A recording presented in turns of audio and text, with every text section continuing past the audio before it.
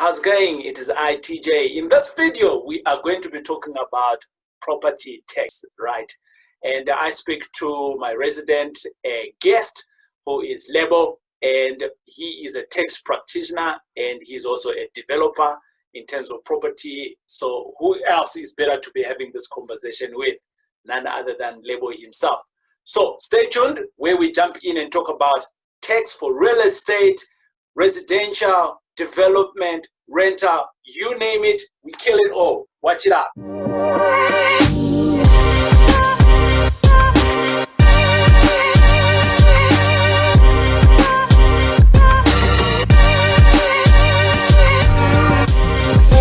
Boom, boom. How's it going? How's it going? Welcome aboard. It is I again, your boy, TJ, and we're going to be talking about, actually this day is a special day today. You see, I've got my guest here, not my guest anymore, but my co-host. And today, like any other day, we're talking about taxes and property. And I'd like to introduce you to Lebogang. He is not new to our community. You have seen the great stuff that he is doing, and his background, because of his background of taxation, we'll be doing this all the time to educate and to also inform around taxes. Lebo, how's it going? I'm all good. How are you, my brother, TK? Good, man.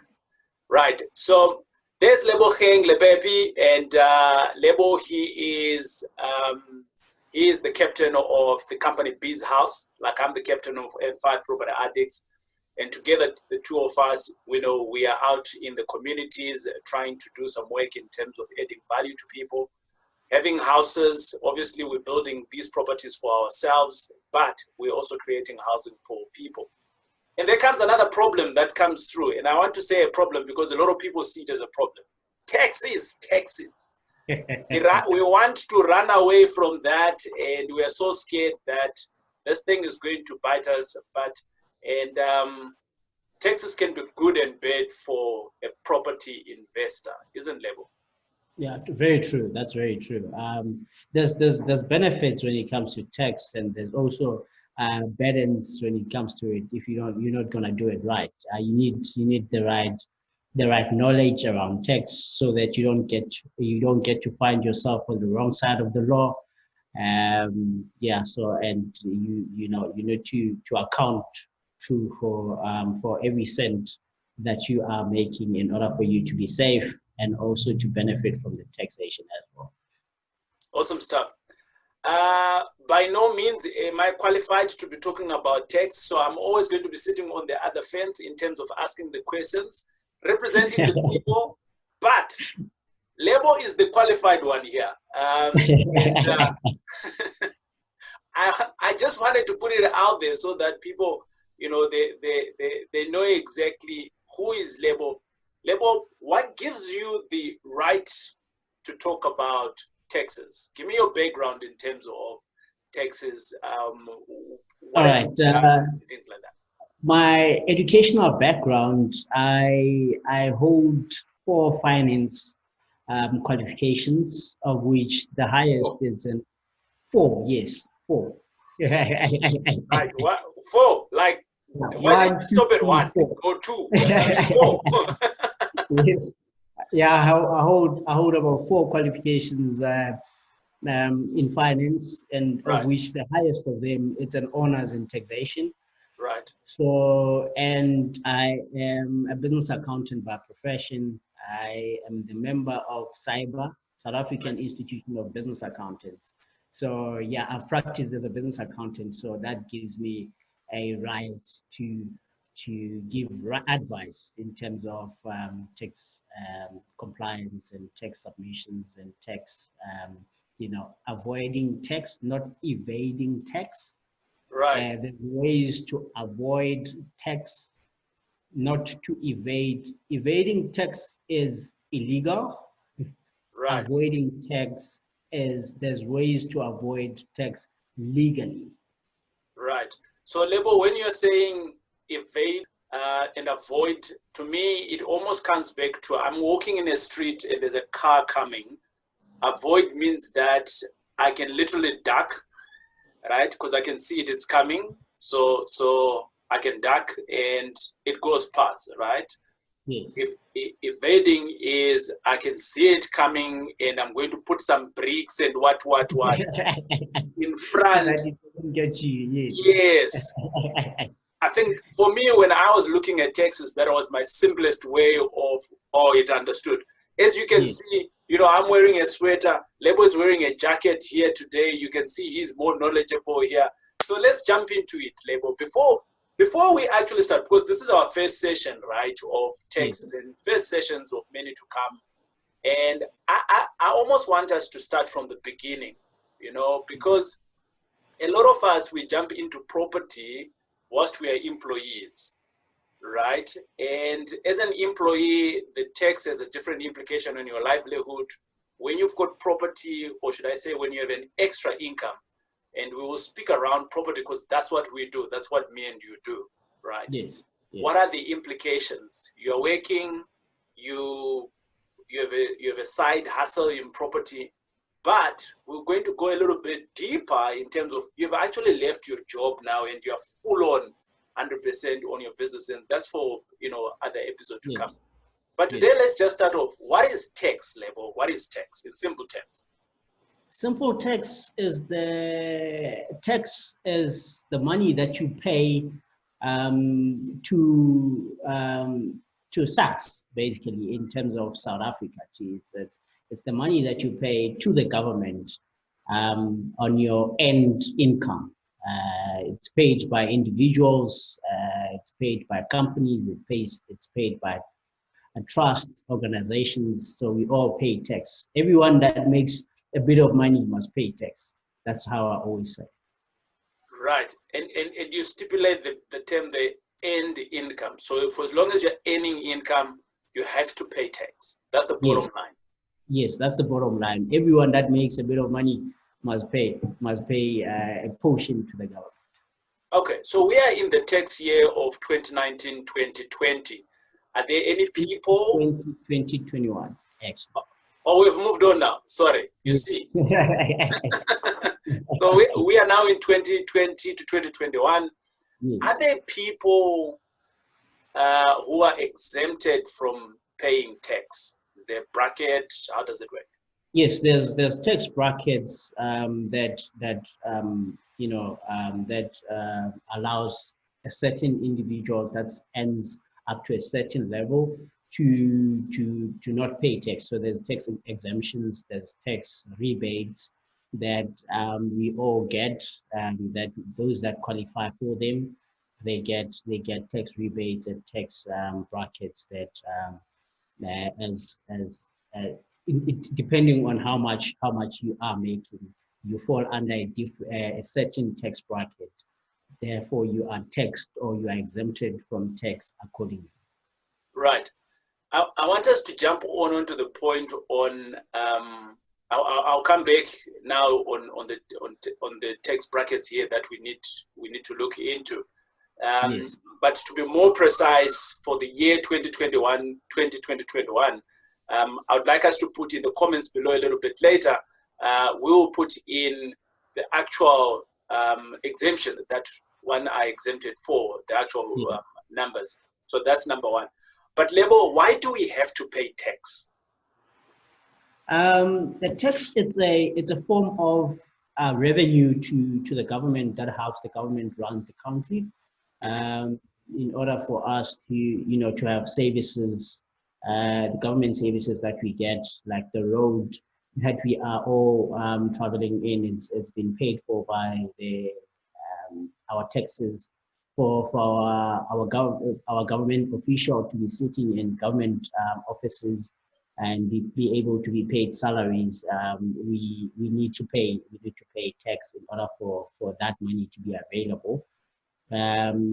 Basically, in essence, the simplest way to look at it, we're paying tax in order for the government to be able to deliver the services to us and also to be able to run the country. Awesome stuff. Yes. That makes quite sense to me. So which also comes into the point that, so everyone who's a government employee or who's in the government offices, they are working for me and you in terms Correct. of, delivering services and things like that. Correct.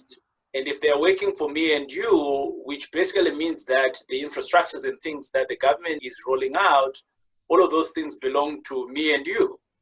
100%. Right? Yes. And then I think, that statement there, for the longest time, for me, my heart bleeds sometimes when I see people out there vandalizing the government. What they're seeing is the government infrastructure. They are vandalizing that, and they're saying, yeah, the government is going to sort it out.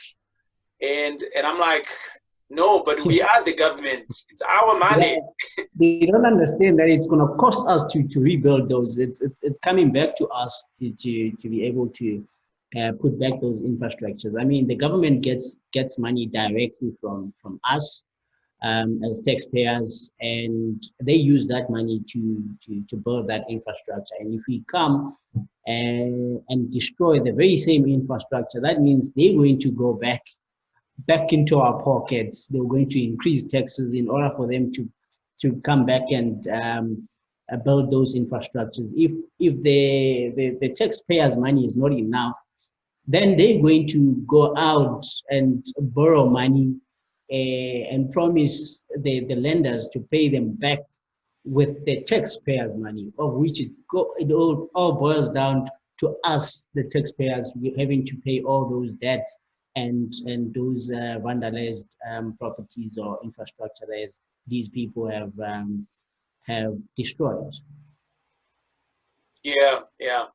Now, yeah, that's a lengthy conversation that we can go on another day. Yeah. But today, I think, as our first day, we just wanted to speak more around what is tax itself, and you've clearly stipulated that out.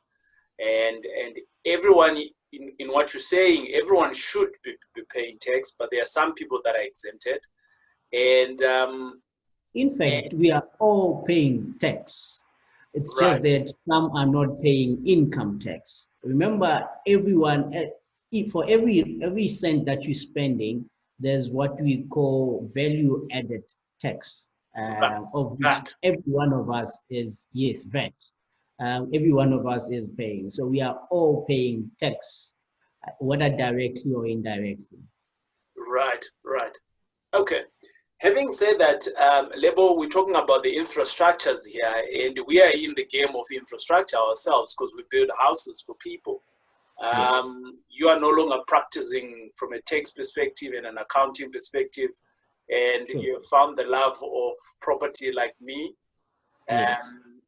And there are tax incentives that comes with being in the space of property, and in the episodes to come, we're going to dive into them. But I want to give a teaser in terms of what are some of those tax incentives that you see, and maybe let's define a tax incentives, right? Because for me, the government is out there to provide infrastructure for people, but where they are not able to do that, they create incentives for people like me and you, investors, business people, to come in. So they kind of like luring us in, hey, come and do this, right? But out of that, they create incentives for us so that we can play in that. And in my view, I'm actually the partner now to the government. So I'm a business partner to the government.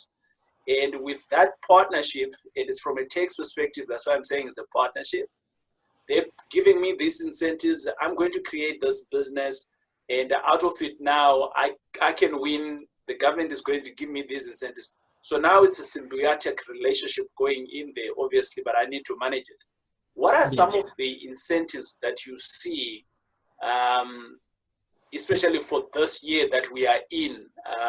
Because yeah, I mean, we might not even know about some of those incentives, but we can dive into them a little bit later, but at a high level.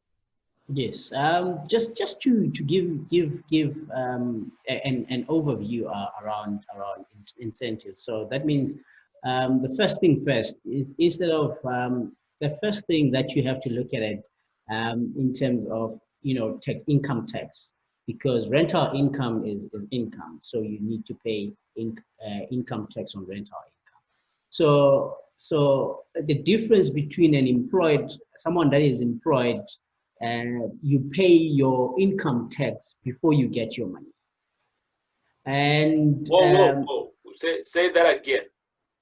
So for an employee, yeah, before your company that you work for pays you a salary, yeah. so they deduct income tax before they give it to you. Before So that you even means see it, so you don't even see that money.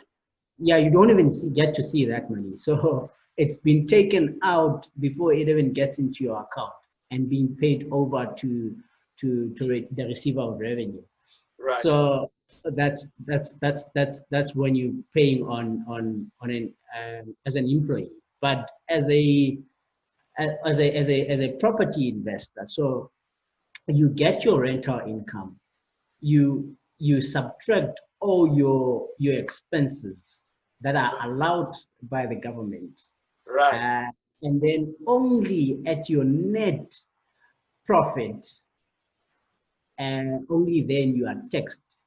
So you pay your tax last.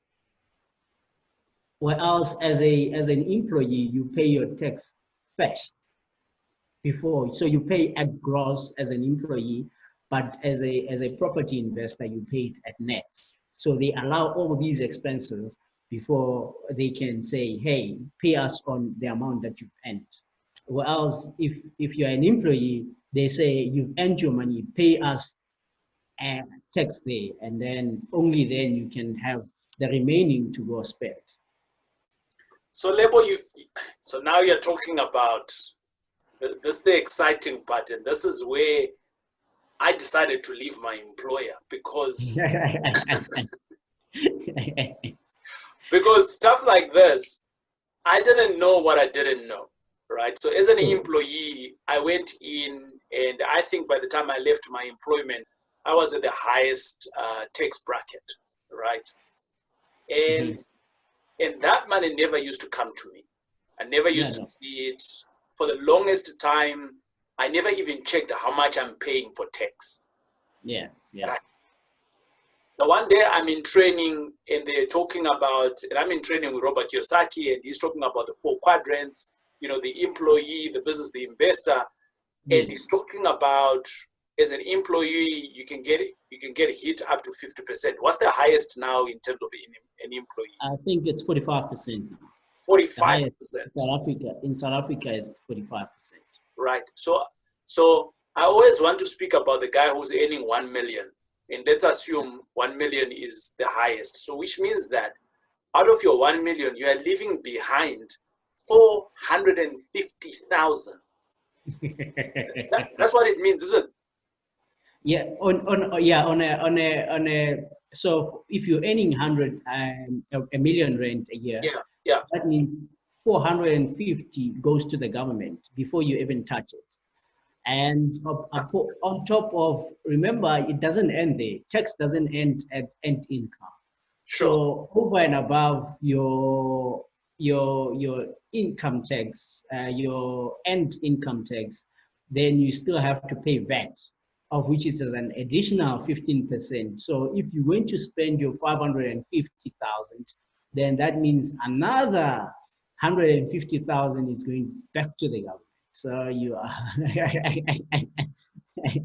so basically you are earning 400,000 plus minus 400,000 as opposed to a million, because all up to 600,000 goes back to the government.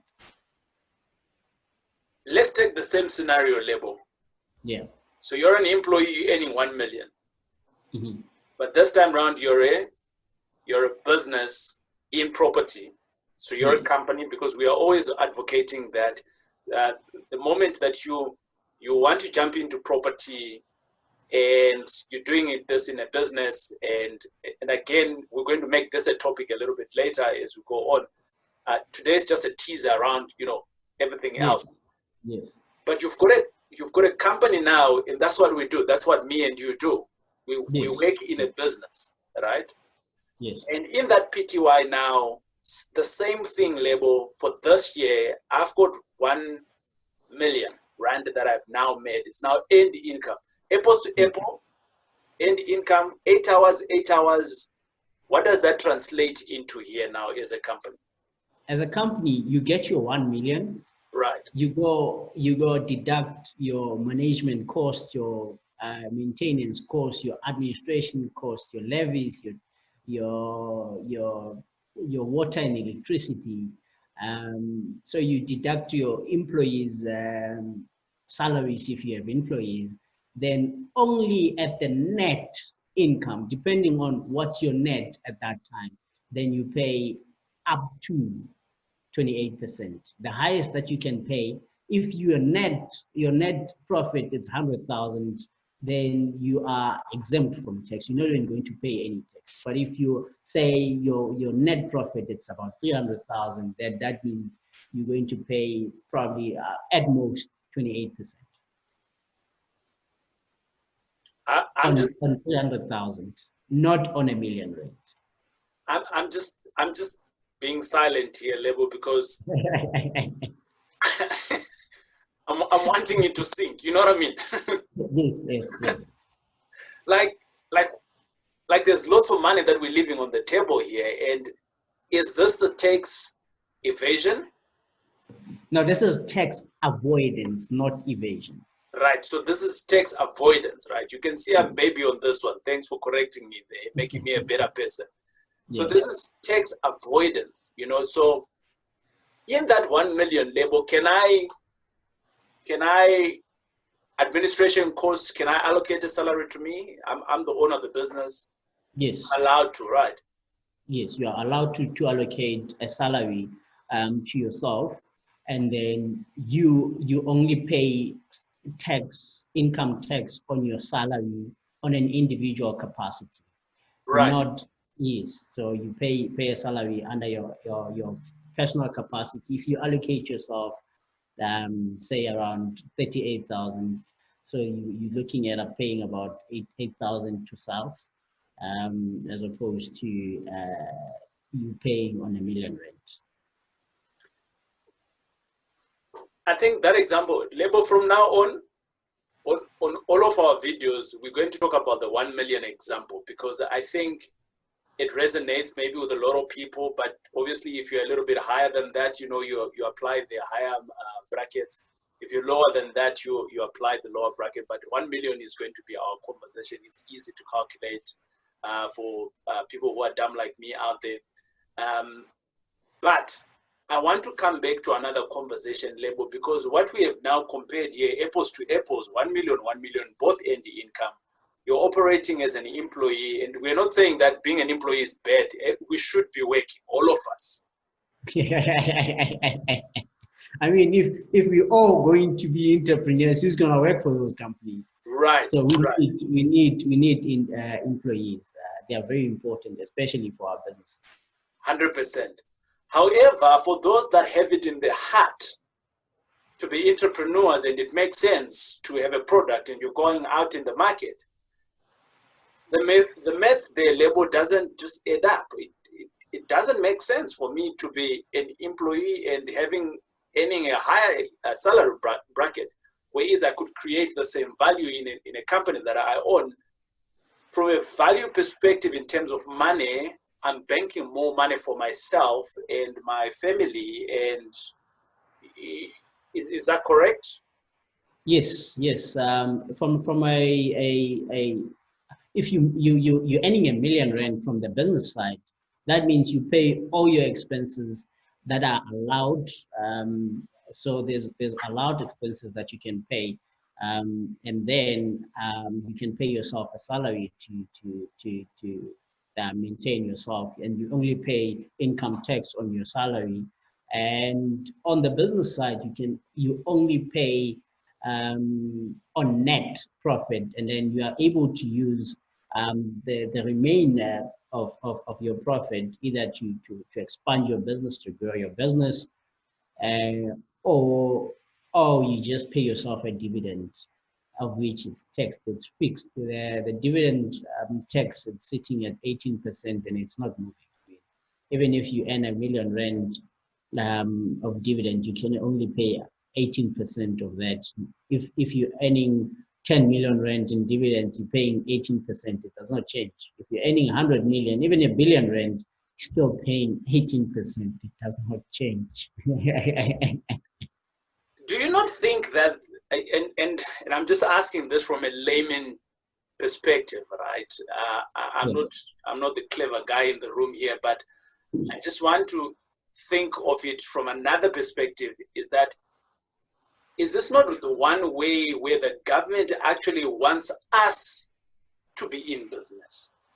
Because the Yes. tax brackets are very low here compared to being an employee.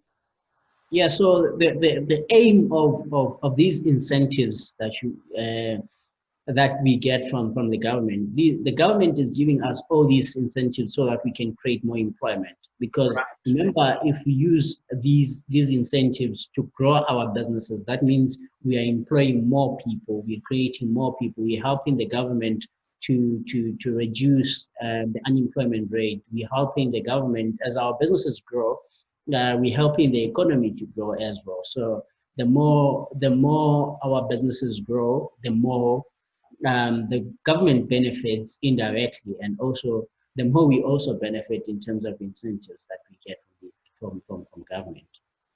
I don't like to see myself as helping the government. I like to see myself as the partner to the government. Yeah, it's a form of a partnership that both it has mutual benefits. Yeah. So me and Cyril Ramaphosa, the president, we are partners now. Yeah. Right. So we are partnering with the government to. It's at the end of the day, we are achieving a common goal. Right. We have a common goal. You are looking out for your pocket. At the same time, the government is looking out for the country and the community as a whole. So both of you get to reach your goals, and you get to grow the economy. We get to live in a better community, a better South Africa as a result. Right. Now, Lebo, let's come back to us being property investors and also working in the business for property itself. So we covered what is tax, and we've covered who's supposed to be paying tax, and we've also said, everyone pays tax in one way, one form or the other. And now we're talking about, some of the incentives. We're just talking high level here of incentives.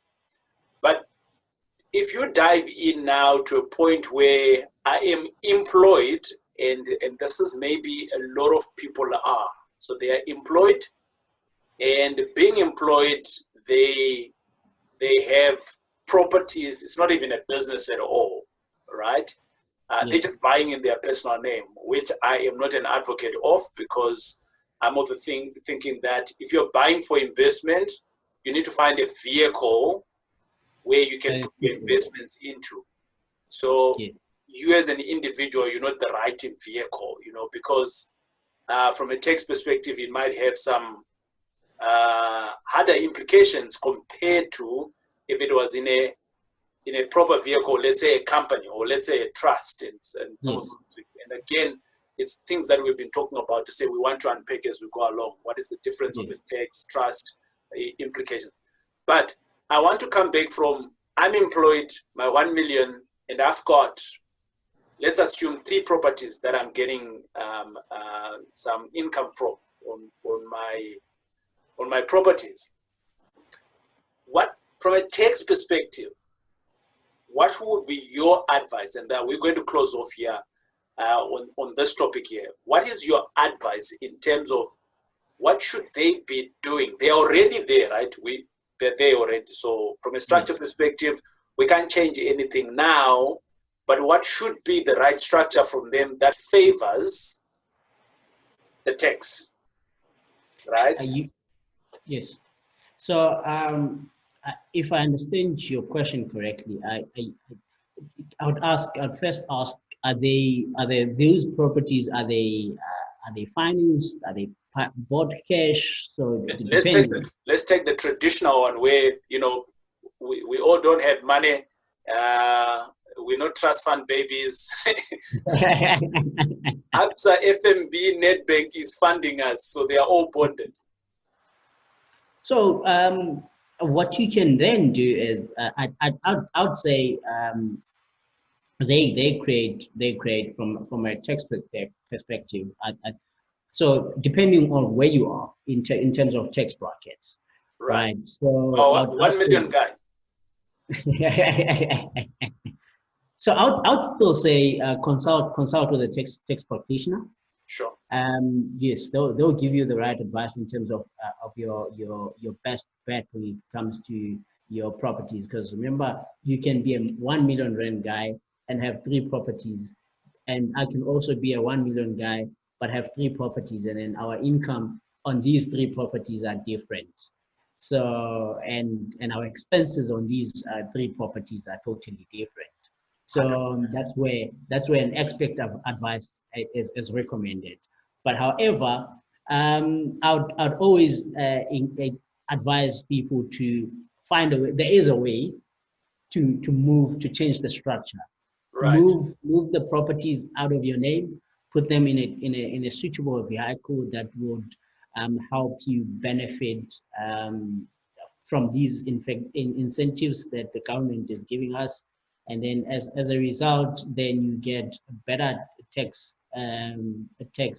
incentives. You avoid paying a certain amount of tax legally, and I mean, you get to grow your property portfolio at a much faster pace than when it is under your personal capacity. Awesome stuff. Lebo, I wanted us to end off there because the idea of our conversation on here is not to give advice. Our idea is to enlighten. Our idea is to create awareness that we don't have to evade tax. We can avoid it. And from a property perspective, we are all about property on here. And our idea is that the moment we bring something to your awareness, we would like you actually, it's extremely important, and I cannot stress this enough. It is extremely important for you to engage with your tax practitioner, right? With your accountant, because your scenario, like right now, Lebo and I, we're both doing business, but the way he's managing his ship is very different from mine. Both of us, we could be earning the same amount of monies, but the way we're managing those monies when they're now internally, it might have a different implication from a tax perspective. And that's why you need a tax practitioner to zoom in into your affairs and to give you the right advice. And this is not about a bright conversation where we're just talking about, I know you can do it A, B, C, D. Right? Yeah, because I did that last year. Right? And that's not what we're all about. We're all about staying above board. That's number one. We're all about look for the right professionals. So I want to speak to the point that, Lebo, we're always talking about having a team on your own when you're doing business. You know, for instance, in my team in here, I've got, we've got the builders, and my team has been growing now, Lebo, hey? Yeah, is it? That's great, man. Yeah. No, it's not.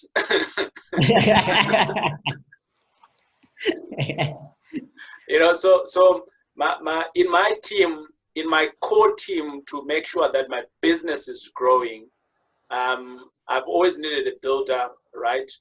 It's always good to have a builder, and all of that, the maintenance people sit underneath there.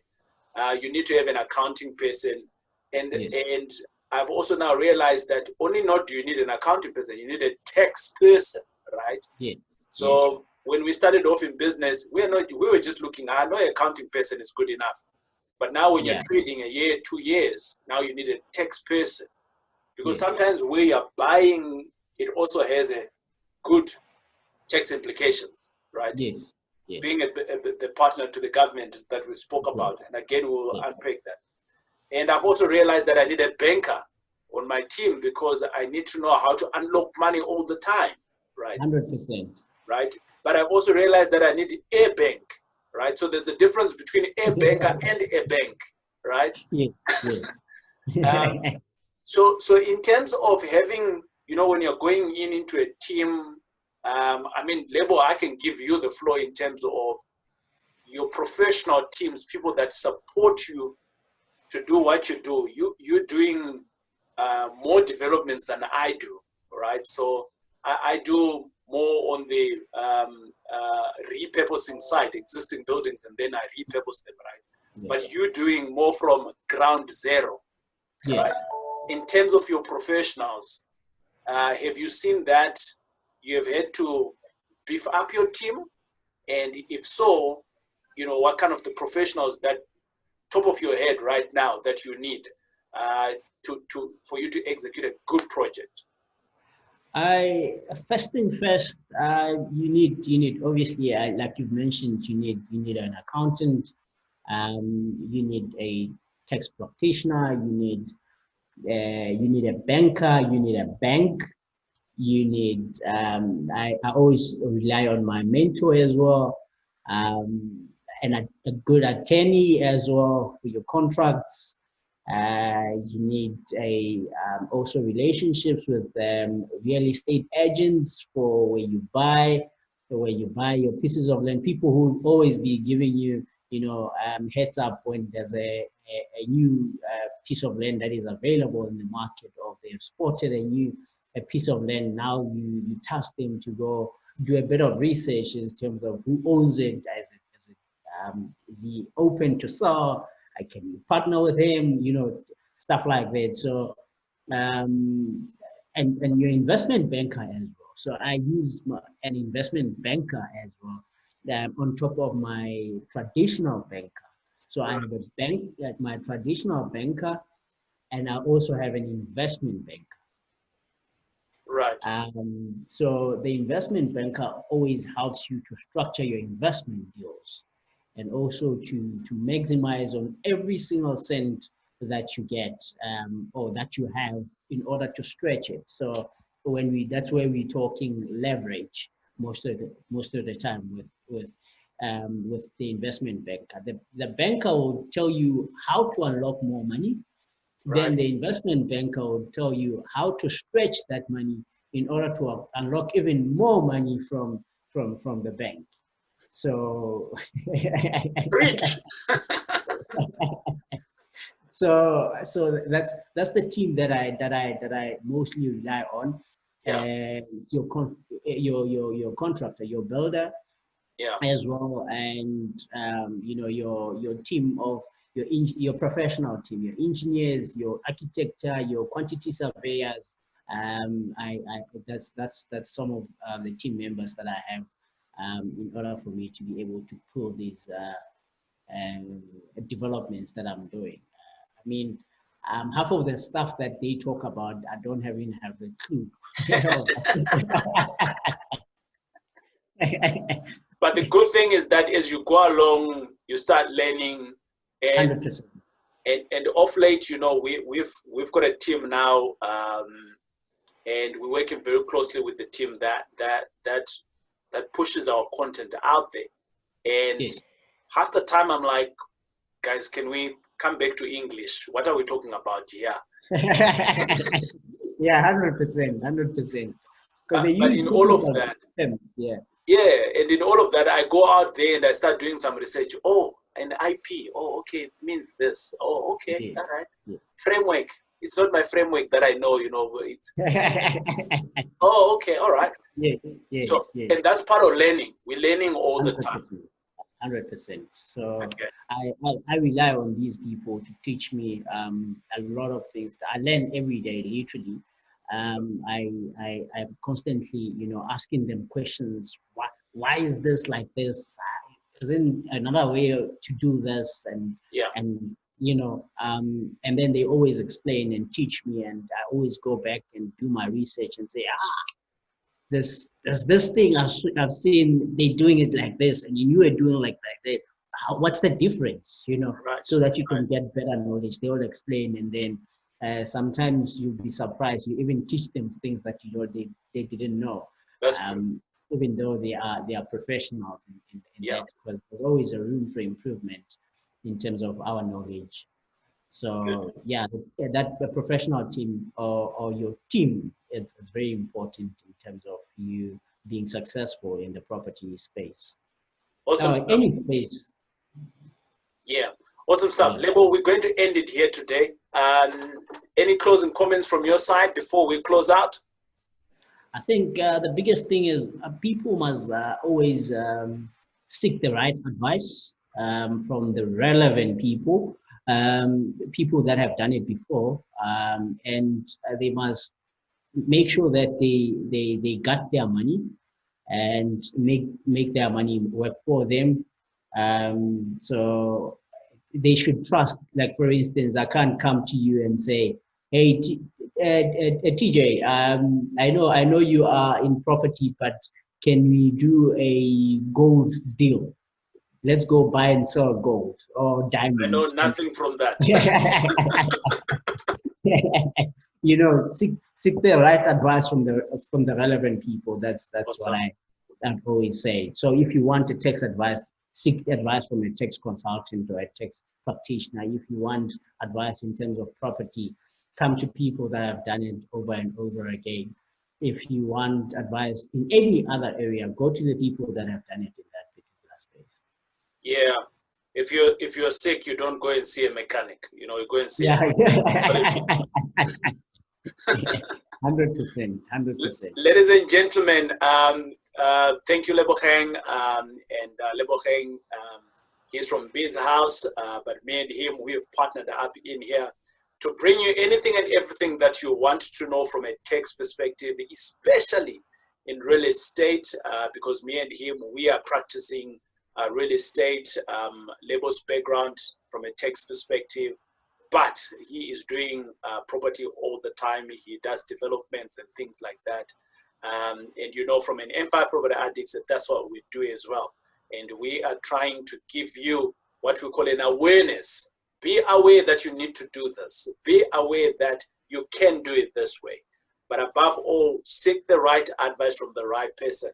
Hey, it's been great having you around. Spread the word, and we'll check you out again next week, this time on here. God bless and goodbye.